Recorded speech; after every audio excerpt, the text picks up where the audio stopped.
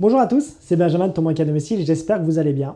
Et aujourd'hui, on va étudier un point qui est très important lorsque vous allez réaliser des investissements immobiliers, c'est de savoir comment votre banquier effectue son analyse financière de votre société.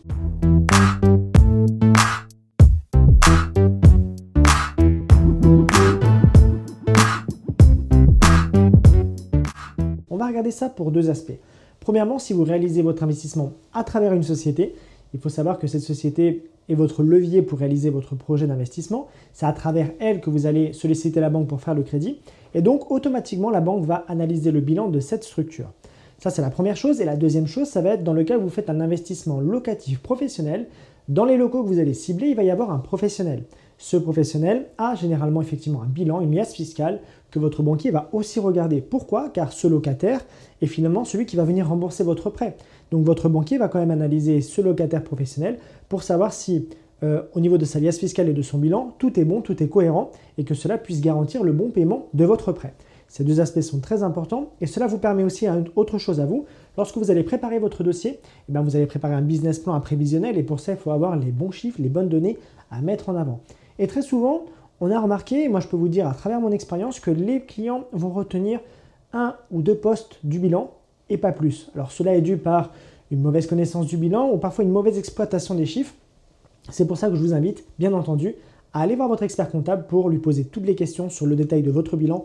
Plus vous en saurez sur votre bilan et plus vous comprendrez, comme dans une voiture, quel est le moteur qui pousse votre société. C'est très important de lever le capot de temps en temps et d'aller voir les pièces une à une pour savoir à quoi correspond chacune des pièces et surtout quels sont les postes à bien comprendre et à bien appréhender pour pouvoir vendre votre projet et vendre votre entreprise. Donc, on va partir sur une société commerciale classique. Donc, vous pouvez prendre une SAS, une SASU, une SARL. On va prendre ces bilans-là et on va vraiment essayer de réfléchir sur les postes sur lesquels chacun des clients, chacun des investisseurs doit réfléchir. On part aussi sur un postulat que votre entreprise a par exemple déjà 3 ans de bilan, 3 liasses fiscales qu'elle peut présenter à son banquier. On va analyser deux parties du bilan. Il faut savoir que le bilan, c'est une photographie de votre entreprise à un instant T. C'est-à-dire que votre société fait toute l'année du 1er janvier au 31/12, elle fait son activité, son exploitation. Au 31/12, on arrête tout, on prend une photo de votre entreprise au 31/12, on prend une photo des comptes et ça donne notre bilan. Donc le bilan, c'est une vision un peu statique des comptes de votre entreprise arrêtés au 31 décembre de l'année en cours. Généralement 31 décembre, parfois c'est au mois de juin, parfois au mois de mai, mais on va faire le cas général au 31 décembre. Donc on va partir sur ce postulat-là, 3 années d'exercice, on est au 31 décembre. Et bien on va regarder, dans un premier temps, on va regarder quelque chose qui est très très très important. C'est ce qu'on appelle, je vais vous faire rapidement un schéma, et je ne vais pas aller le faire plus grand, actif et passif. Je ne vais pas rentrer dans le détail de l'actif et du passif. Pourquoi? Parce que tous les détails sur l'investissement et sur la partie formation, l'analyse financière, vous la retrouvez dans la formation de Ton Banquier à domicile. Aujourd'hui, on va vraiment faire une première approche pour que vous puissiez comprendre ce que le banquier va regarder. Eh bien, le banquier, généralement, le banquier qui est chargé d'affaires professionnelles, qui est directeur d'agence, qui est chargé d'affaires patrimoniales, a déjà une bonne connaissance du bilan. Il va pouvoir lui-même vous orienter, mais je vous donne quelques pistes. La première chose que le banquier va regarder, en tout cas une des premières choses, car chacun va regarder une chose en particulier, ce sont les fonds propres. Les fonds propres de la société, ils comprennent le capital social, les réserves et le résultat de la société. On peut rajouter à ça le report à nouveau, les réserves légales, etc. On va rester le plus succinct possible pour que ce soit assez clair et pour tout le monde. Les fonds propres, qu'est-ce que c'est? Les fonds propres, c'est comme quand vous allez construire une maison. Les fonds propres, c'est quoi?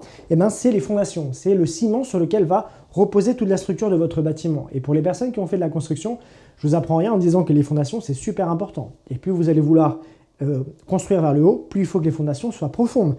C'est le même principe avec les fonds propres. Pour montrer effectivement que votre société est solide, il va falloir avoir des fonds propres qui sont conséquents. Les fonds propres, c'est effectivement ce ciment de la construction de votre entreprise. Les fonds propres, ça montre la solidité de la structure de votre entreprise. Donc, les fonds propres, ils sont constitués du capital social. Le capital social, c'est le capital qui est libéré, qui est investi par les associés lors de la création ou progressivement dans l'entreprise, qui est intégré dans la société. Donc, c'est-à-dire que Vous et moi, on monte une société, nous sommes deux associés, j'apporte 1000 euros, vous apportez 1000 euros, on libère complètement le capital, c'est-à-dire qu'on verse l'ensemble de l'argent sur le compte. On a 2000 euros de capital social qui sont automatiquement disponibles pour l'entreprise.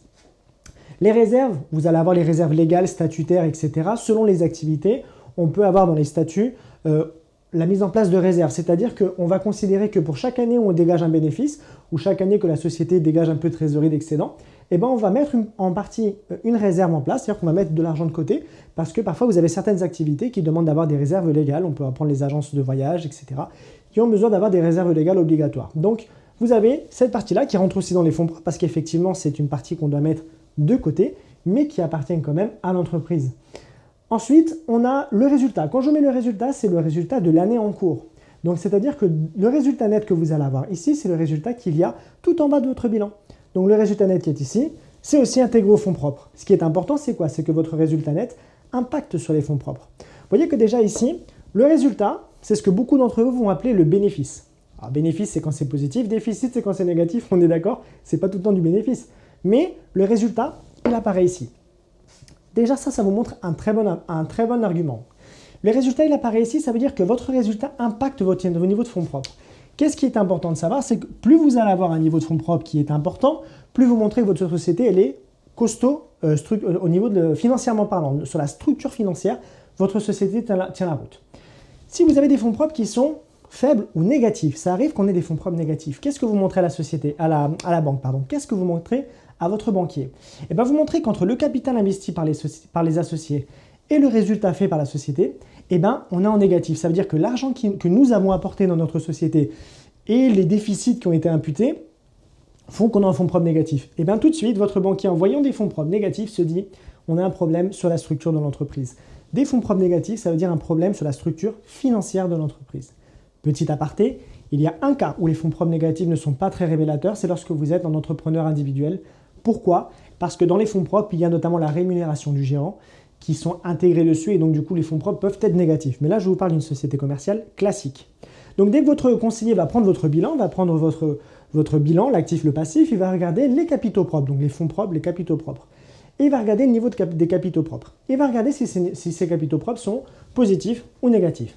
Déjà, ça donne une bonne information sur la solidité de votre entreprise. Donc, si votre société est un levier pour vous pour faire vos investissements, si c'est vraiment à travers cette structure que vous allez vouloir créer de la dette, que vous allez vouloir encaisser vos revenus, que vous allez vouloir dégager de la rentabilité, des bénéfices, etc., sachez que le niveau de fonds propres est toujours très important. Donc, je vous invite aussi effectivement à toujours faire le point avec votre comptable. Pourquoi? Le niveau de fonds propres, c'est le niveau de capitalisation de votre entreprise. Selon les entreprises, vous allez avoir des ratios qui sont on va dire, dans la moyenne du marché. Ça, vous pouvez retrouver sur Internet. Vous tapez ratio de capitalisation de l'entreprise et par rapport à votre activité ou par rapport à votre société, vous allez avoir des ratios qui sont des benchmarks, d'accord, des références que vous allez avoir. Donc, vous voyez votre expert comptable pour que vous disiez, est-ce que ce n'est pas le moment de remettre un petit peu d'argent dans les fonds propres? Parce qu'il ne faut pas qu'on recapitalise un peu l'entreprise. Parce que les fonds propres, ils rentrent dans quelque chose qui est très important, c'est le fonds de roulement. Mais on verra ça tout à l'heure. Donc les fonds propres, premier poste que vous devez vraiment cibler lorsque vous allez faire votre analyse de votre entreprise, les fonds propres. Je passerai après sur la partie trésorerie. Pour l'instant, on va rester sur les fonds propres. Je vous ai dit que le bilan, je ne vais pas rentrer dans le détail de l'actif, parce que l'actif, on a l'actif immobilisé, l'actif circulant d'exploitation. Je rentrerai un peu plus tard dans le détail sur ça, mais je vais vous expliquer concrètement pourquoi on regarde beaucoup les fonds propres et pourquoi on regarde l'autre partie derrière.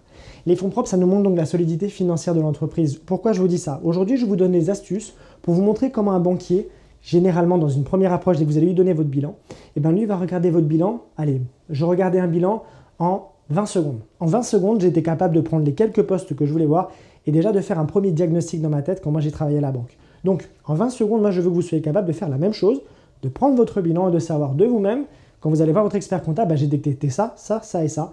Pourquoi? Ça va vous faire gagner énormément de temps pour la suite des choses. Donc, on a parlé des fonds propres. Là, on est sur la partie du bilan qui est l'actif et le passif de l'entreprise. Il y a une autre partie du bilan qui s'appelle, et ça vous connaissez tous, le compte de résultat. Pourquoi on va regarder ça?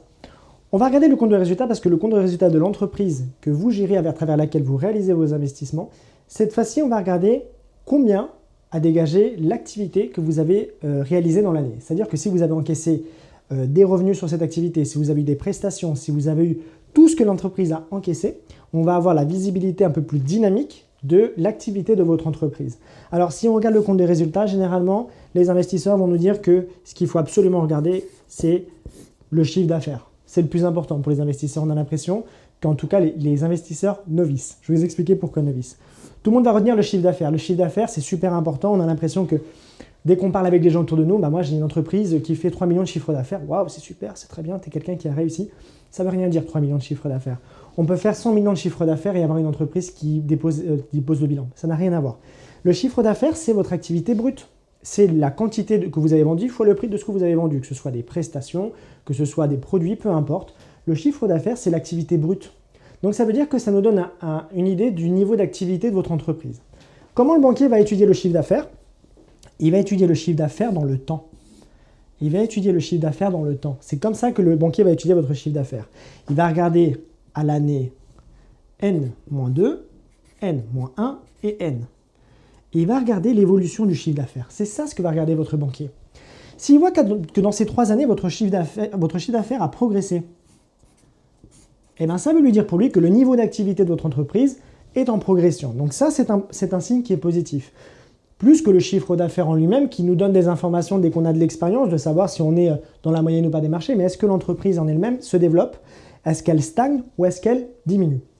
Donc le chiffre d'affaires, il est à prendre avec des pincettes, bien entendu, parce que ça nous donne un niveau d'activité brute. Est-ce qu'on regarde le niveau de chiffre d'affaires pour donner un accord pour un financement de crédit? Oui. Est-ce que c'est le poste le plus important qu'on regarde absolument qui nous donne la capacité de remboursement de l'entreprise? Non. D'accord? Le chiffre d'affaires, c'est le premier. Je vais résumer à 3 postes pour que vous ayez vraiment cette première approche. Comme je vous ai dit, en 20-30 secondes, je veux savoir si mon entreprise elle est capable d'emprunter pour réaliser mon investissement.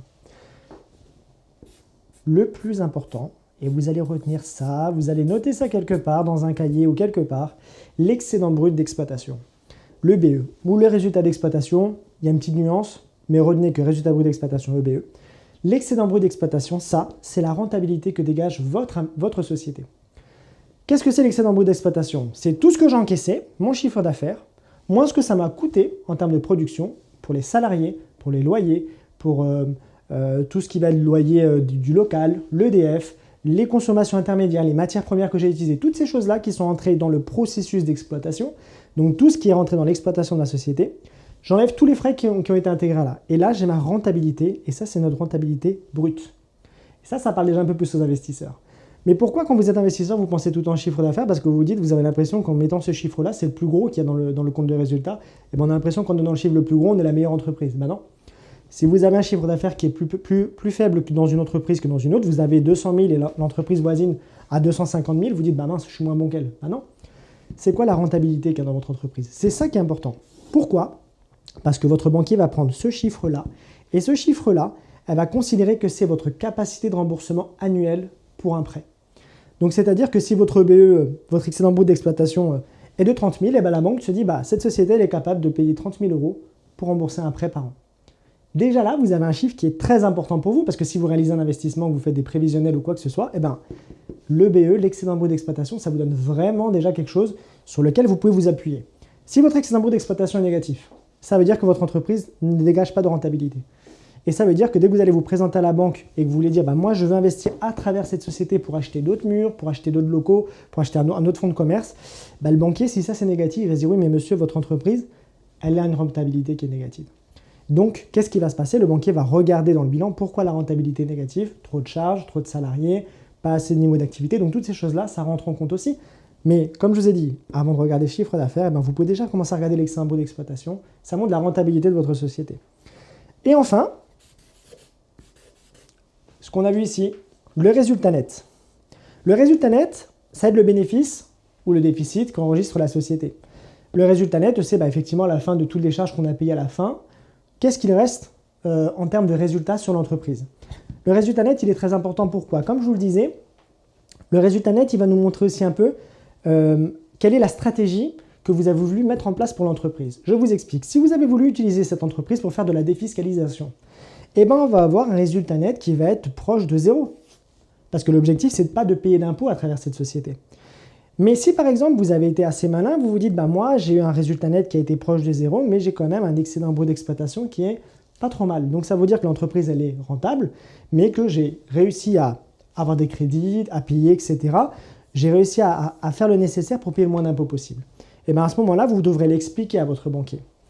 Mais du coup, le résultat net doit être en corrélation avec la stratégie que vous avez optée pour l'investissement. Si l'objectif c'est de faire de la défiscalisation, eh ben on va essayer de se rapprocher de zéro, pourquoi pas même d'être en négatif, ce n'est pas un problème, mais il faut l'expliquer à votre banquier. Par contre, si votre entreprise elle doit être un levier pour réaliser un investissement, c'est-à-dire que si vous devez utiliser votre compte de résultat pour acheter un fonds de commerce, des murs ou quoi que ce soit, ce chiffre-là il doit être positif.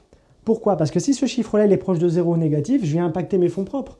Si je viens impacter mes fonds propres, eh ben vous vous rappelez ce qu'on s'était dit au tout début, le ciment de la construction sur lequel vous allez construire votre société, le ciment il commence à craqueler un peu. Et à ce moment-là, vous êtes en train de dire à la personne que vous avez en face de vous, vous savez, j'ai construit un immeuble, les fondations elles tiennent, je vais rajouter un étage sur cet immeuble. Là, vous avez le banquier qui va dire, ouais, mais est-ce que les fondations elles vont tenir un étage supplémentaire avec des fonds propres qui sont un petit peu en train de descendre? Il va falloir lui expliquer. Donc, encore une fois, toutes ces choses-là, c'est des choses que vous devez appréhender lorsque vous allez rencontrer votre banquier. Je vous ai montré du coup les fonds propres, le chiffre d'affaires, le BE et le résultat net. On a vu ensemble les postes que vous avez besoin de retenir pour qu'en 20 secondes, 30 secondes, allez, pour vous, je vais vous donner une petite minute. Dès que vous allez avoir votre bilan, que vous allez recevoir de votre comptable, vous allez pouvoir le lire. Vous allez pouvoir vous poser des questions, vous allez pouvoir poser au comptable. Vous aurez les réponses parce que c'est des questions que votre banquier va vous poser dès que vous allez réaliser votre investissement. Et ça va vous donner des armes. Pourquoi? Vous allez pouvoir présenter votre entreprise vraiment comme une arme, comme un levier pour réaliser vos projets d'investissement. Cette analyse-là, elle est aussi faite sur le locataire de vos murs professionnels. Pensez bien à ça. Si vous faites un investissement professionnel, ça veut dire qu'à l'intérieur, vous pouvez avoir par exemple un commerçant. Sachez que votre banquier va faire cette analyse-là sur le commerçant qui loue vos locaux. Pourquoi? Parce que c'est finalement ce commerçant qui vous verse vos loyers, qui paye votre crédit. Donc si vous déjà, quand vous arrivez voir votre banquier, vous avez fait une première approche, une première analyse financière rapide et que vous avez déjà un ordre d'idée, même quand vous allez visiter un bien dans lequel il y a un commerçant, que vous récupérez son bilan, vous tout de suite, vous allez pouvoir avoir les grandes lignes de ce qu'il faut regarder pour savoir si c'est intéressant ou pas, s'il y a une vraie rentabilité ou si l'entreprise est en difficulté. Ça vous permet d'écarter des investissements qui ne sont pas très intéressants et de surtout vous concentrer sur ceux qui sont le plus rentables et qui vous rapportent un maximum de cash flow. Si son contenu vous a plu, likez, enregistrez, n'hésitez pas à nous mettre un petit pouce bleu, activez la cloche pour avoir toutes nos notifications et tous nos contenus et à très bientôt pour une prochaine vidéo.